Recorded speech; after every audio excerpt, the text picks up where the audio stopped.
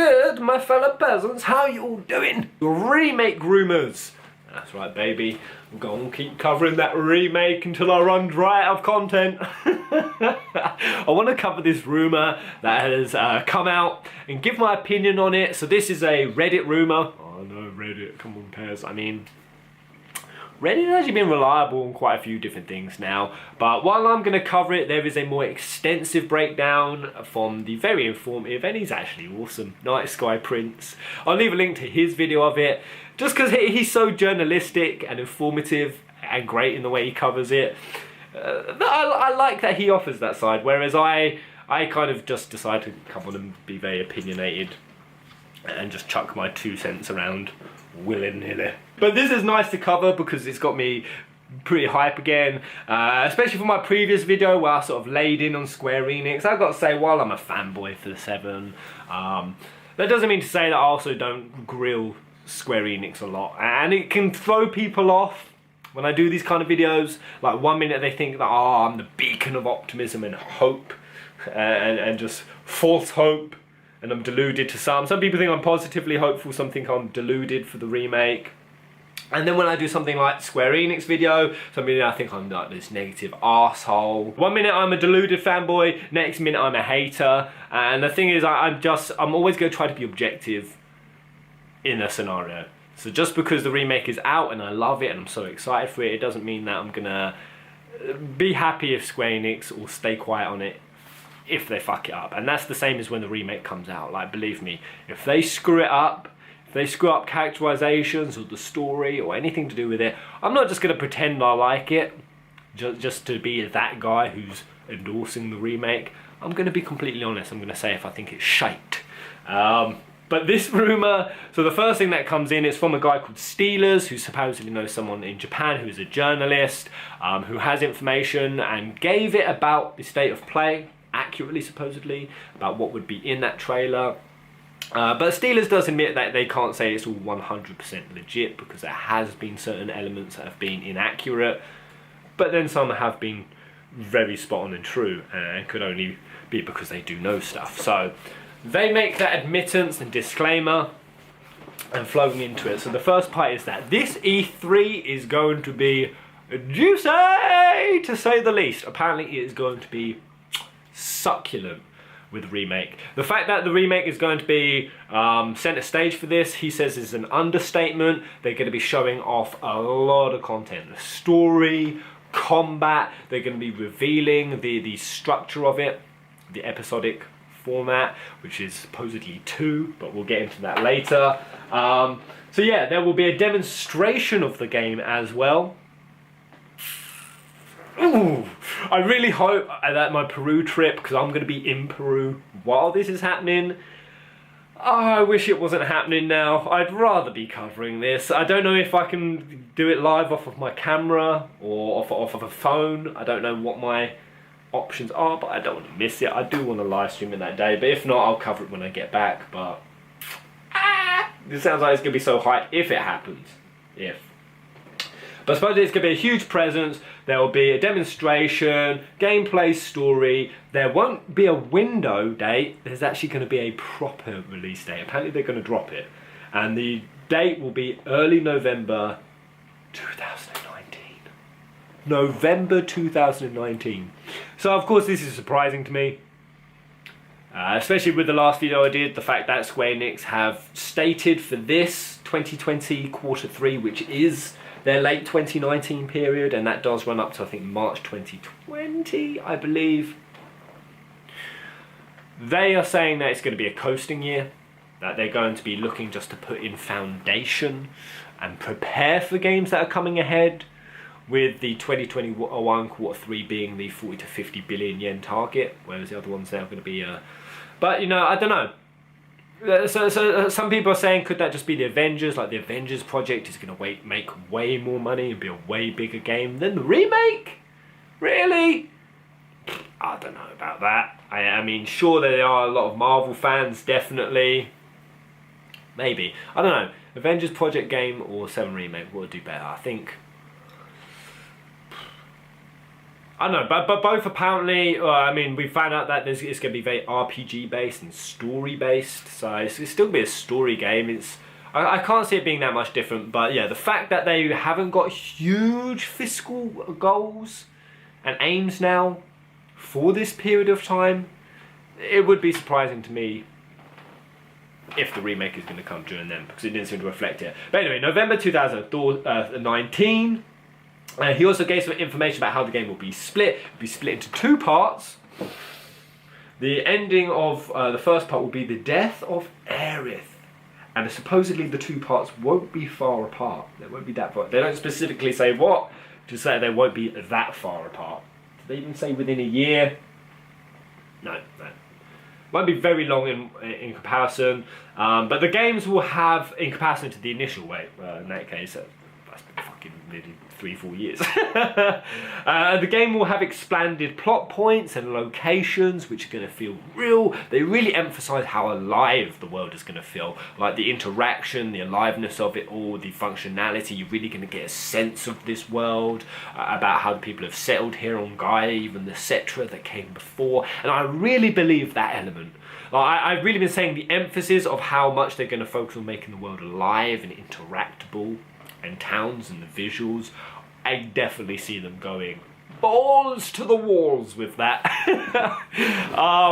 I'm so happy for that. I'm so excited. But with the disclaimer that I hope they do that as long as it doesn't take away from other elements, because there are, in my opinion, the world's aliveness and its towns are a huge integral part of the game, but not over story and characterizations and the very unique way that you flow it and style it. You have both that dark and light. You have that humour and that sadness, that light and that just pure grim, and even the perviness. I want to see Don Corneo in his thrust. I want to see the dolphin lift me up onto an electric pylon. I want all of the nonsensicalness, as well as the rest. So what would my opinion be if they did end it at the Cetra City? That would be incredible. Like, if they do it in 2 parts, I've been saying that I've been thinking it was a trilogy this whole way, and that was only just because, you know, Square Enix said that it was based off of the 13 trilogy. They made a comparison, but only that is going to be full games like the 13 trilogy. As all of those average between a 40 to 50 hour mainline experience with about a 20 to 30 minimalistic playthrough and about a 200 hour completionist. If we could get 2 of those, brilliant. That's better than 3 parts. I'm happy. And if that first part can go all the way to as emotional, profound a moment as Aerith's death scene, okay. Now we cooking. Now we roasting. The parsnips are out the oven, baby. Slather me in gravy. I would love that. That'd be great. So I'm hoping this rumour is true. Really, early November 2019, 2 parts. Aerith's death. That would be so much better than my cynical ass speculations yesterday. But now they also say that Yuffie and Vincent, so what's going to happen with them, a lot of people are questioning, is that they're not going to be optional. But I said that I would like it if they made it seem like Yuffie is going to be optional. And supposedly that's actually going to happen according to this. So they are going to be organically tied into the story. Of course, they have to be for the format of the game, the cutscenes, the cinematics. But now apparently with Yuffie in particular, they're going to make the point at which you get her optional. So you will eventually get her no matter what. And I think that's up until the Junon ship area. If you haven't got her optionally by that point, a story event will happen that will bring her into your party regardless. But you will be able to get her earlier based on certain things that you do in the game. So probably around the forest area, I guess. So yeah, anywhere from the Junon region, supposedly up until Rocket Town. Oh, that's much later. Actually, no, I think even... It's just I remember where Yuffie was. She was in the forest around Condor and the Junon region. So apparently Junon to Rocket Town, she'll be obtainable via side quests. If not, she'll be triggered. Jenova, apparently she's going to be expanded on. But despite her being expanded on, they're going to keep her origins mysterious. Okay, I'm glad that she's going to get expanded on, because, you know, I've always wondered, you know, she came in from outer space, she came down, her hatred for the Cetra has always been fairly obscure. Even the Cetra, a mistranslation from the English version, made us think that the Cetra even came from outer space, because it said they travelled planet to planet. instilling life, and then some settled and gave up on their duty, and that's what Sephiroth hates, or Jenova deceives him about, and his true origins. But that was a mistranslation. It actually meant that the Cetra travelled continent to continent. That was always a massively trippy thing with the Cetra aliens and then the Jenova as well. So apparently her origins will stay mysterious, but she'll be expanded on. Apparently she'll be truly terrifying, and I can just see it. She is going to be... I mean, think about the original, how she is. She is a mutated, horrible... And she can come in so many different forms, the way her body parts fall off. She's like this really gross, disgusting, symbiotic creature in her main form. But even just in her, her actual female visage, with the helmet and the headless, and my God, those in the Mako tanks, those creatures.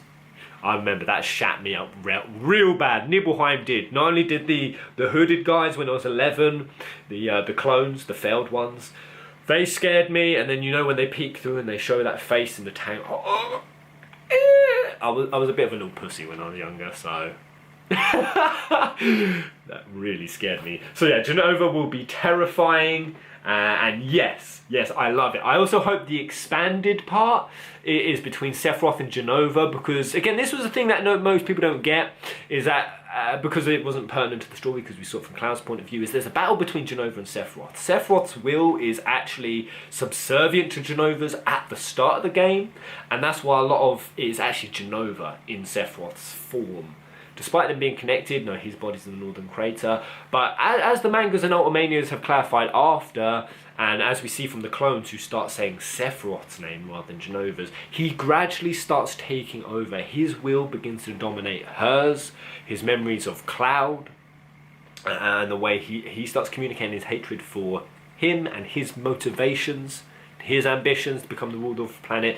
They start to take over Jenova's, and that's actually represented in when the clones are suiciding off in the northern crater part. That will be awesome just to see that all get expanded.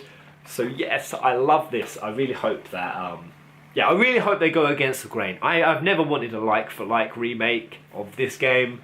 The game has so much more potential now.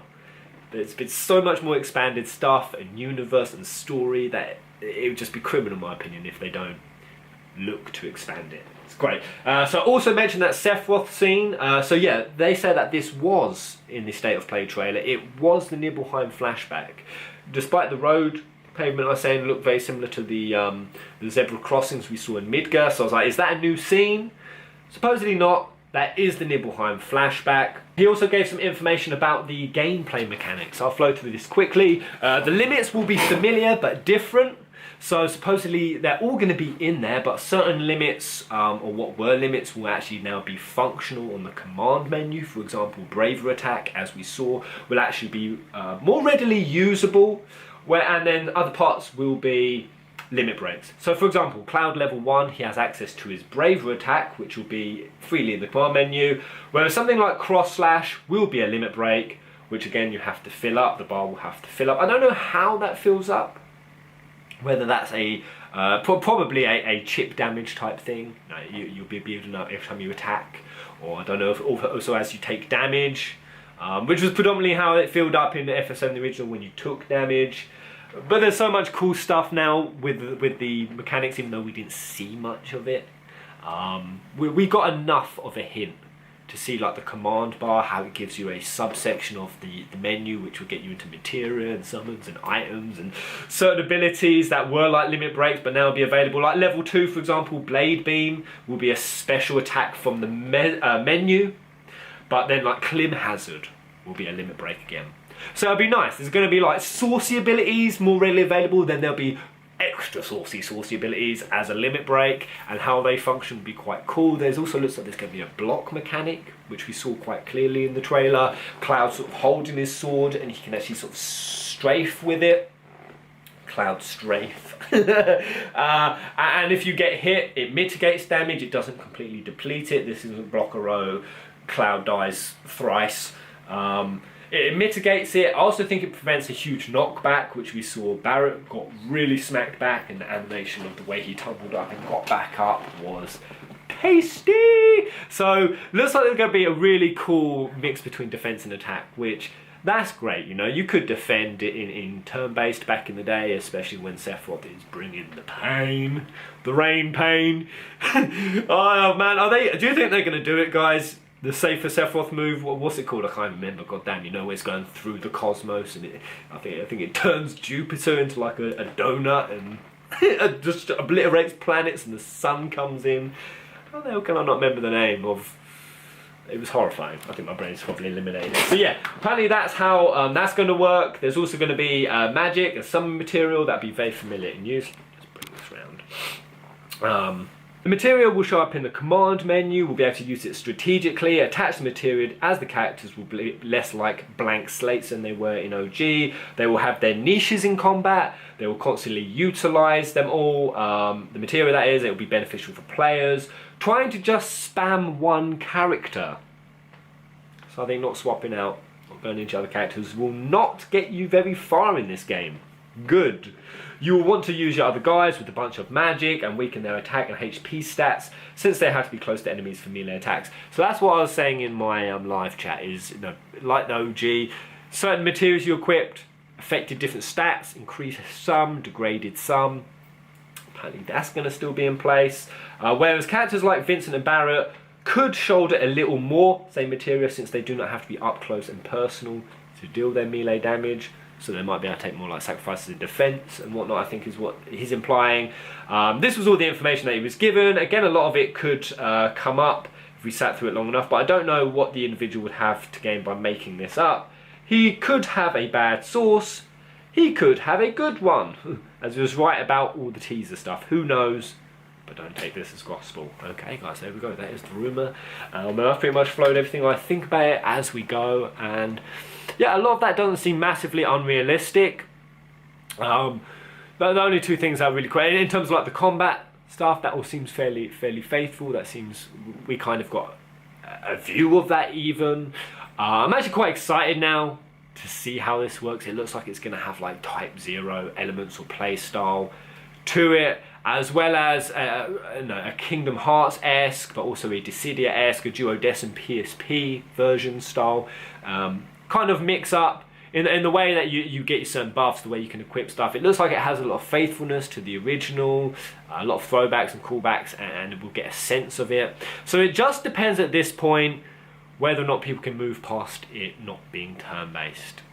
And I know a lot of people are cynical about Square Enix's ability to pull off an action combat system, but I'm ready to give them the full benefit of the doubt. The only parts that are a little bit harder to believe are, you know, how much we're really going to get at E3. The November 2019 date is so dreamer, hopeful, but again, crazy if we compare that to the fiscal report, and it being in 2 parts. I love that if that is the case, because I definitely also think that would just help, because what we saw with, say, the trilogy, the 13 trilogy, is that sales do degrade over time. I think with the 13 trilogy, it just sort of dropped it in jumps of like 50%, like half sale, half again. And while we'd like to think that the remake is going to be more popular than that and more loved, and people are just going to want to see it through to the end, and it definitely has that reputation to make it all the way. I definitely think the more you chop it up, the more your sales are going to degrade across those titles. And I think it just would be nice if people could not only have to pay $120 rather than $180, or 100 quid rather than 150. I think that's more comfortable for a lot of fans, especially just to experience something like the 7 Remake. I think 3 full prices is quite a lot to demand, especially when a lot of the new generation, there's going to be a lot of players who never played the original, and that's going to be asking a lot for them to spend that much. So yeah, it would just be great all round. So yeah, I hope this is all true. I hope this rumour is correct, and I want to know what you guys think in the comment section below. What parts seem believable? What parts don't?